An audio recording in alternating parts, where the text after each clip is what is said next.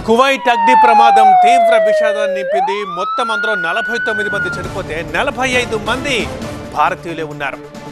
ఇండియాకి చేరుకున్నాయి 45 మంది మృతదేహాలు కూడా. డెడ్ బాడీల్ని స్వస్థలాలకు చేరవేస్తున్నారు అధికారులు. ప్రమాదంలో ఆంధ్రప్రదేశ్ వాసులు 3 మరణించారు. 2 పశ్చిమ గోదావరి జిల్లా వాసులు, 1 శ్రీకాకుళం జిల్లా వాసి ఈ ప్రమాదంలో మరణించారు. కువైట్ అగ్ని ప్రమాదం మాటల్లో వర్ణించలేనంత తీవ్ర విషాదాన్ని నింపింది. ప్రమాదంలో ఏకంగా 49 మంది ప్రాణాలు కోల్పోయారు. ఇందులో 45 మంది భారతీయులే ఉన్నారు. మృతుల డెడ్ బాడీలు మన దేశానికి చేరుకున్నాయి. స్వస్థలాలకు పంపేందుకు ఏర్పాటు చేస్తున్నారు అధికారులు.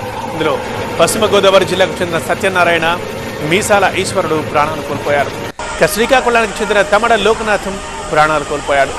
కేరళకు చెందిన 23 మంది, తమిళనాడుకు చెందిన 7, యూపీకి చెందిన 3 మరణించారు.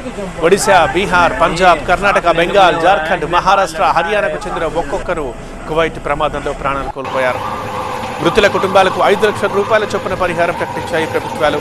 కేరళ, తమిళనాడు రాష్ట్ర ప్రభుత్వాలు.